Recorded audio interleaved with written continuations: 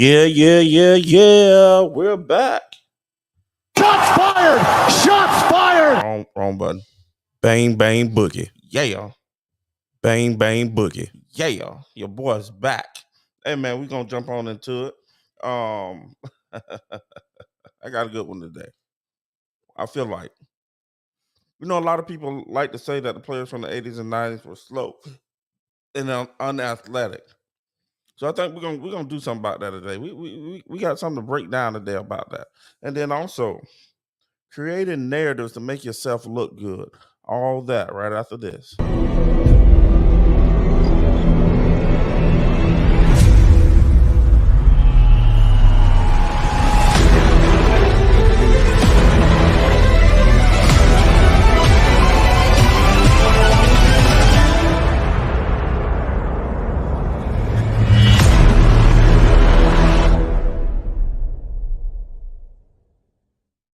Yeah, baby, we back. We're gonna get on into this thing real quick, man. I already dropped the link. If you gonna get in, get in. Let me hear what you gotta say. But we here all day. You know what I'm saying? Bang, bang, boogie. Yeah. Got to be more careful, boy, I tell you. I'm always first. I'm never next. You boy up on this thing today, baby. We here. We here. So let's jump on into it. So what I wanted to talk about, they say the players from the 80s and 90s are slow, unathletic, and different things like that, right? So I got to thinking. I was like, man, that's the one thing they try to kill you with when you make the Jordan and LeBron comparison. And yeah, we gonna break Bron down too. We got some more evidence. I knew it was gonna happen, and I knew it was gonna happen after he break the record. But anyway, we're gonna get back into that. So with that being said, they say the players from the 80s and 90s slower, unathletic. But the thing is, the players from the 80s and 90s was more likely to play 82 games in a season, 75 to 82 games. Right now, players are playing 60, 65 games, 50, 55 games, load managing, getting hurt, always staying hurt. And I always wonder why. We got to thinking about it, then we look into the details of it. And basically the workout plans are different. This load managing, all this stuff here is different. And we're gonna see also later on, we're gonna see what Paul George had to say about load managing and what that does to you. And I know that's not really about athleticism, but we're gonna talk about that. Let me see, what was his name? Um um,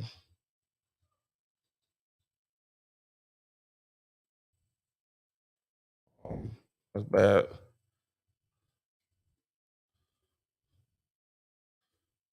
Typing slow.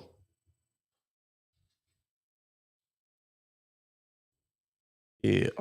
Yeah, so I think all that's going to play into it, right? And we're gonna get to that in a second. But all that plays into it. Supposedly they have better training. Players are coming out bigger, stronger, faster. For the most part, that is true. But um, we got players today in this game that I don't understand how they even get on the basketball court. You know what I'm saying? Just like maybe they did in the 80s, the 80s and 90s. But I really want to break something down, right? Think about this. who are who are the top 10 probably basketball players in the league right now? The top 10 basketball players we have in the league right now, we got, you got Steph, you got KD, you got Braun, who else out there? You got Giannis, you got Kawhi, I guess, you got maybe Paul George, maybe not, Kyrie, just naming some players. Who else we got out there, man? I can't think of them all. You got Jokic. You got what's your boy name out there? Um, your boy out there with Dallas. I don't know how. Luca. You got Luca. You got Trey Young. You got MB Harden. You got all these players, right? Well, guess what? Jokic is the MVP the last 2 years and possibly make this year making it his third year. Think about that. Think about how fast or therefore how slow Jokic is. Huh? But he yet and still he's the MVP of your league in today's modern 2023 era. Yeah, he's slow as Christmas, but he get that shot up. You can't do nothing about it. He right now he's averaging a triple double right now. Right now with I think 57 games. Um, let me see. He's averaging a triple double right now. Not versus thing. I just want Jokic. Come here, boy. Oh, that's not what I need. Oh, see. Hold on. Damn. Um, I'm sorry. He's right now he's leading the. Come on, give me what I need, man. Come on, stop playing now. Come on, stop playing now, man. You know what I'm saying? This man is slow as Christmas. Now let's come over here. We about to bring this up on the screen because you guys, we ain't gonna lead with this narrative no more. That narrative now is dead. That narrative now is dead. When that man is your MVP for for 2 seasons in a row, possibly third. If he don't finish first this year, he will finish second this year. Let me see if I can blow this up a little bit. You know what I'm saying?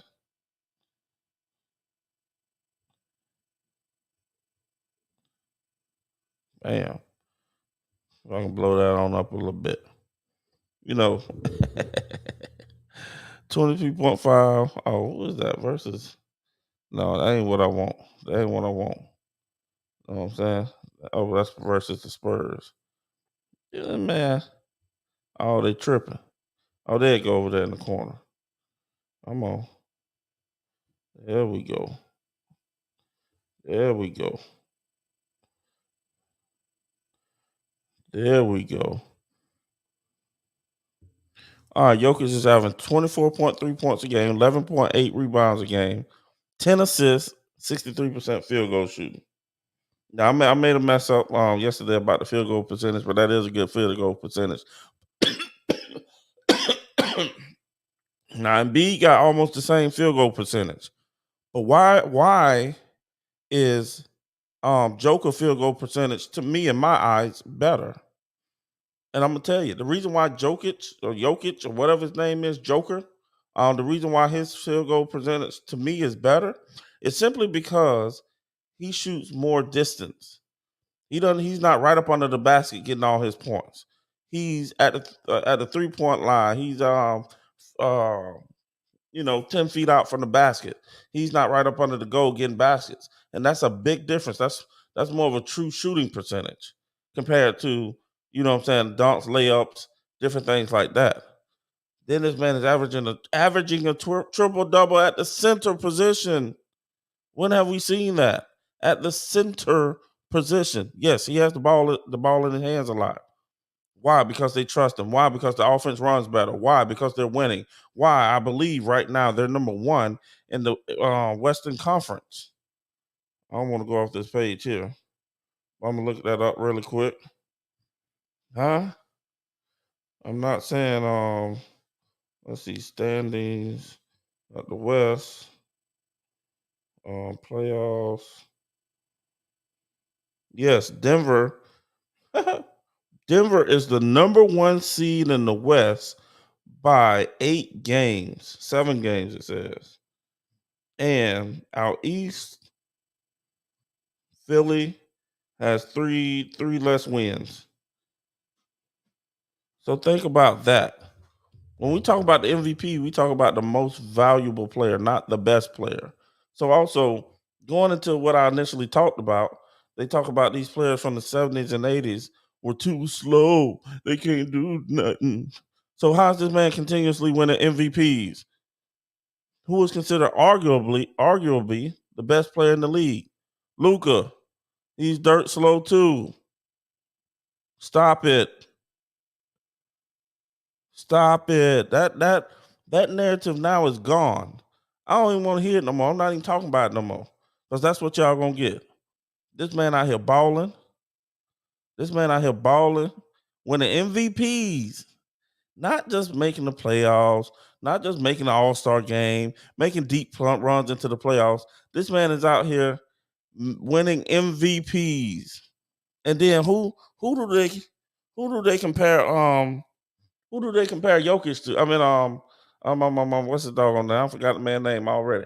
Man, who do they compare Luka to? They always compare him to the start of LeBron's career. To the start of LeBron's career. He's dirt slow. So I don't want to hear that fake ass narrative anymore. He's dirt slow. Joker's dirt slow. But they putting up numbers. They know how to play the game of basketball. And they put up numbers. So that narrative, I just killed it. 80's and 90's guys, they too slow to keep up with these. No. You can't get away with that anymore. Because if this man can come in here, slow pace, and melt your ass down and win MVPs, ain't nothing you can say. Huh? Shots fired! Shots fired! What can you say? You can't say. Shots fired! Shots fired! Bang, bang, boogie. Yeah. Bang, bang, boogie. That's all you can say, man. I killed that narrative. Narrative is now gone. It's we're gonna man, I wish I had a burial scene I can play. You know what I'm saying? It's gone. It is gone. You know what I'm saying? Hold on.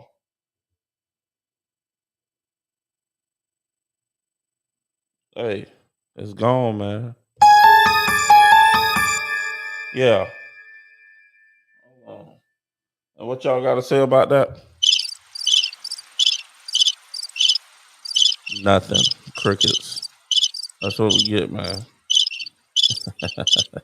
That's what we get. This man is averaging a triple double, which in itself really is an MVP candidate. I mean, Embiid is balling his brains out though. Don't get me wrong, but it's like when when Patrick Ewing probably would have won a championship or something, but you're going against Jordan every year. You ain't gonna make it, baby.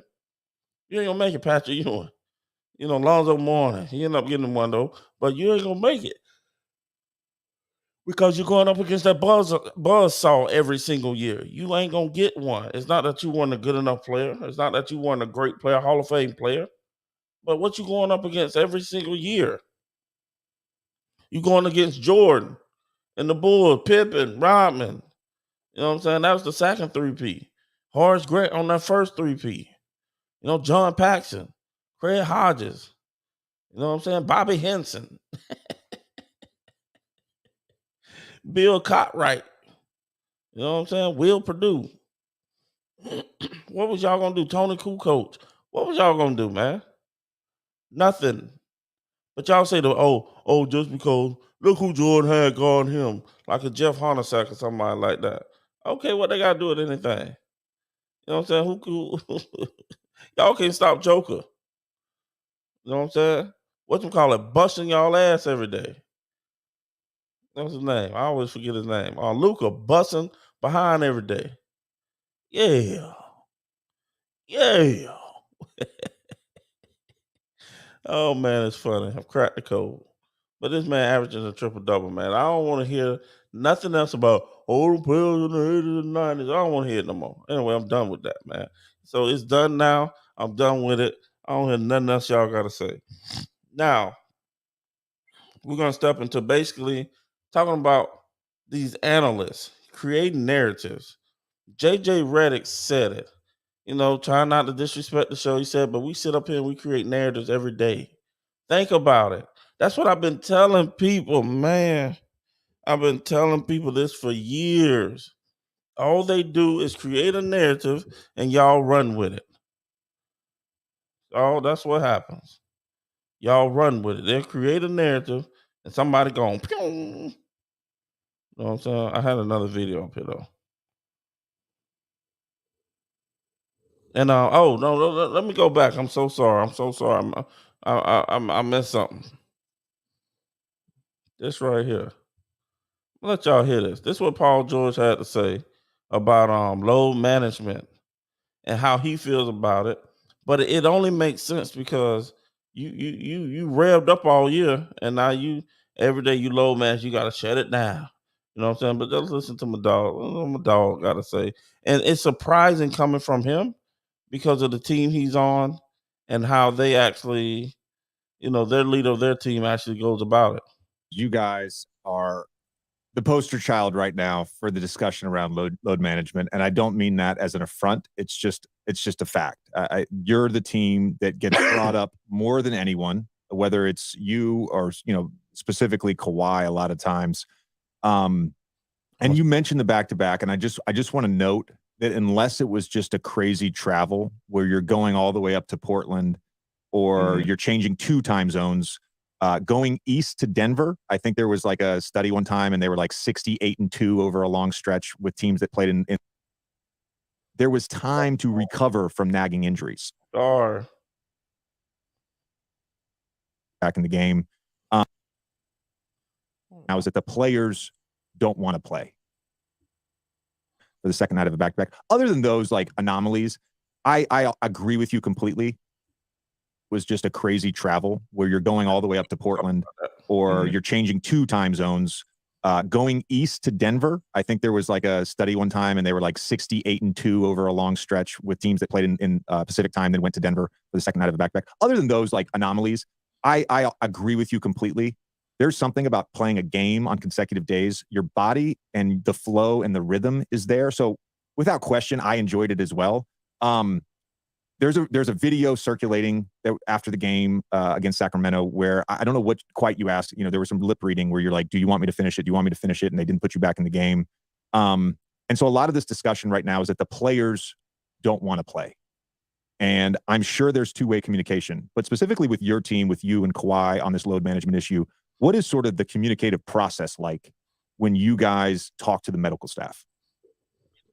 We want to play. That's the thing. We want to play. It's not that we want to sit out or, we don't want to compete. Like, we want to play, but it's more so, the way the game is now, it's such a, analytical, and, we wear chips. They monitor your load off of chips.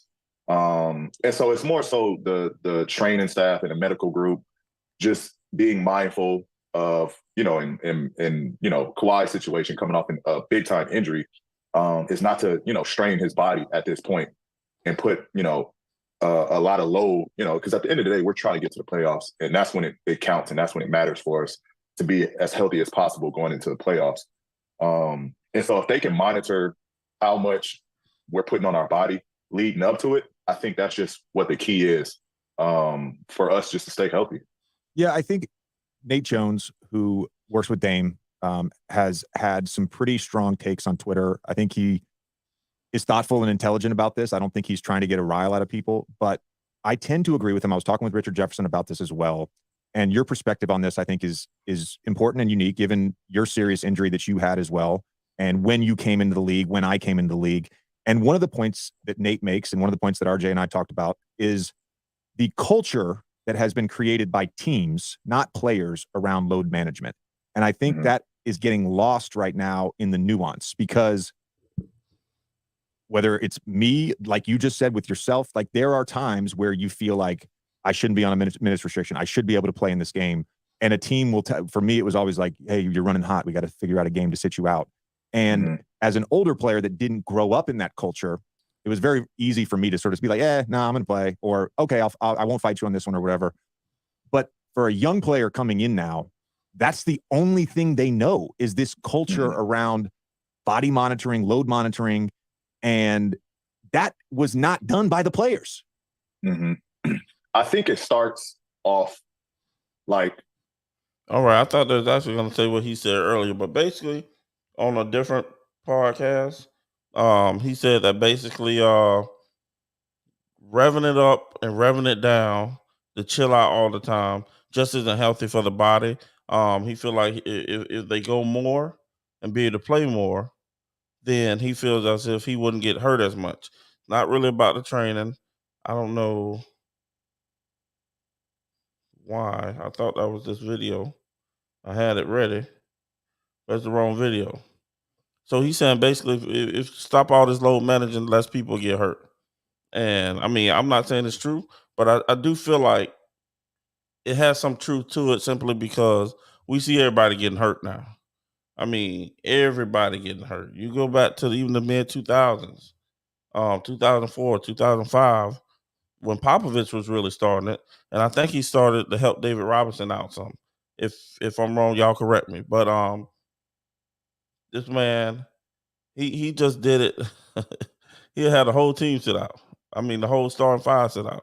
It was. I mean, he got a little outrageous with it. Um, but it seemed like it was a good therapy. It seemed like it was a good route to keep his main core players healthy.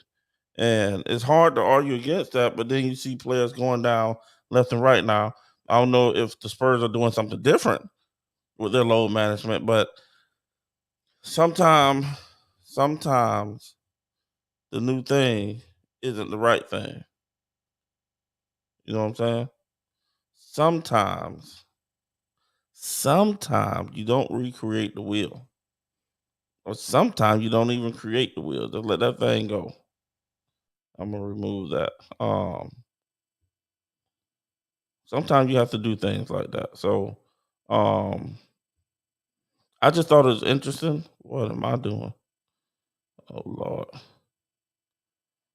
I just thought it was interesting with that. But as we go on, we're gonna go into this narrative thing. That's what I want to get into. We're gonna get to this narrative thing. How let me see, hold up, hold up. Yeah. Yeah. Yeah. Now we're gonna get into this thing like what's his name? Kendrick Perkins. Uh just creating narratives. And when they went on the show, JJ Redick actually said it. You know what I'm saying? Like he apologized. Stephen A, I'm sorry for this. I'm sorry for that. This is your show. You know what I'm saying?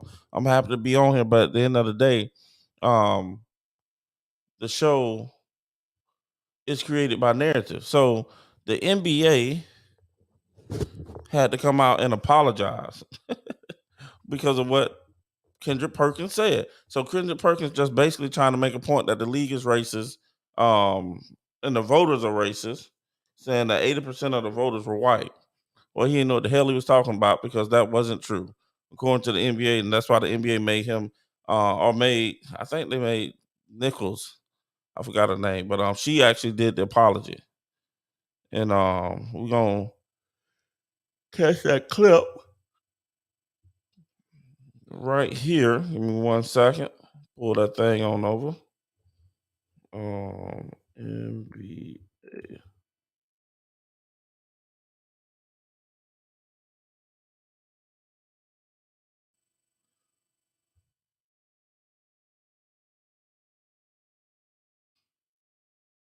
Kendrick Perkins.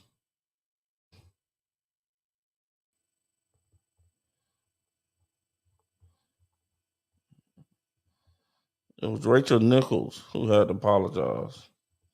Um,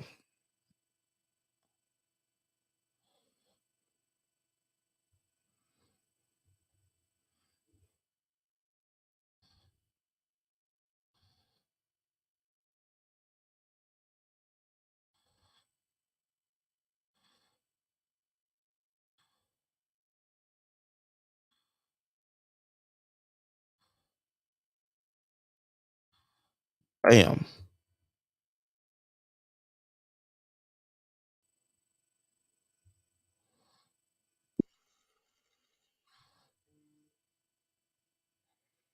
And I'm getting this from Black and White Sports. Y'all be sure to go check them out.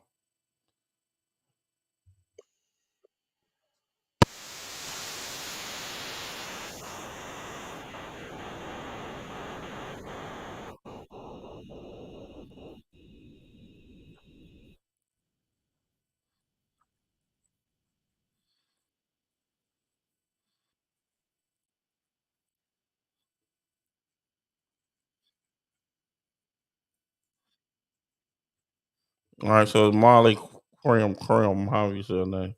Um,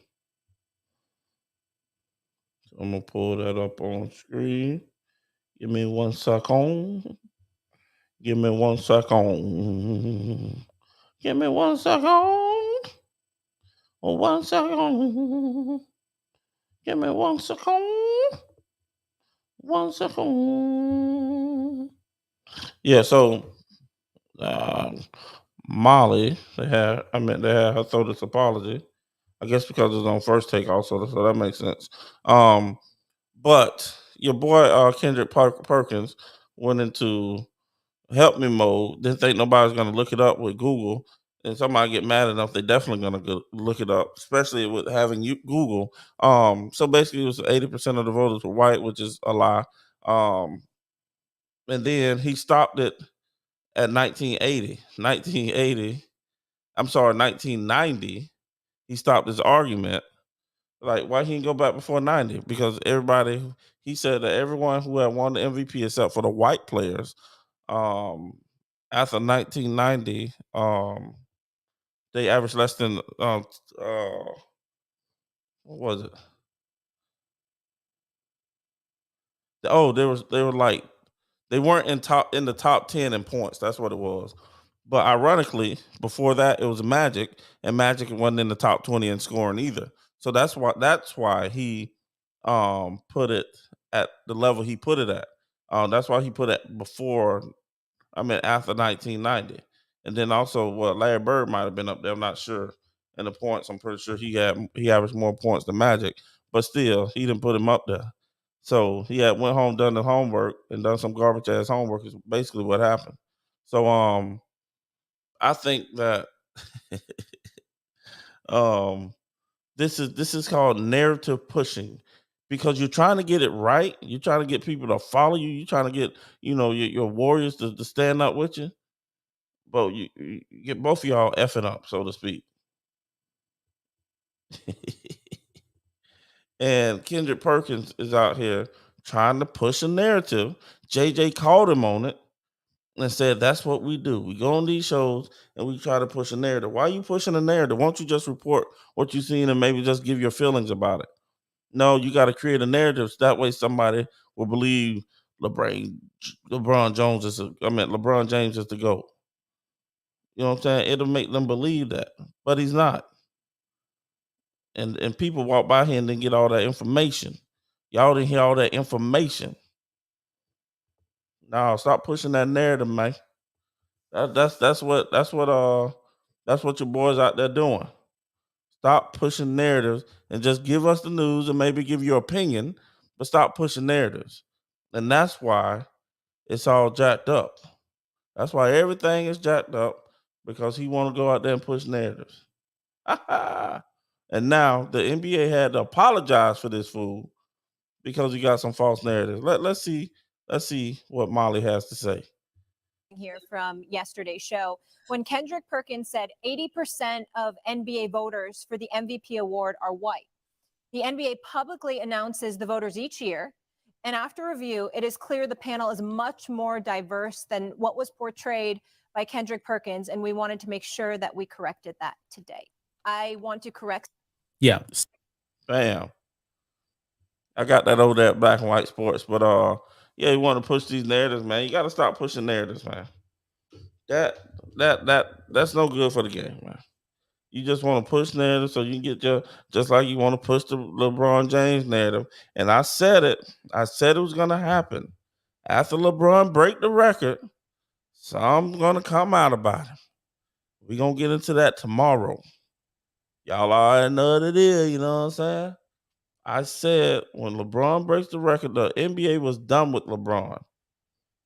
And I wouldn't be shocked if they told this man to wait until after he broke the record. He has it. Man, I don't even want to get into the stuff, man. I ain't gonna get into it because we on Facebook, man. I ain't gonna get into it. But there's some reason. I know the reason. I know what the reason is and what it's always been. But there's a reason they waited this long. There's a reason they waited this long. You know what I'm saying? We're gonna get a little bit into that tomorrow. But with that being said, that's it for the night, man. And we gonna go out like these.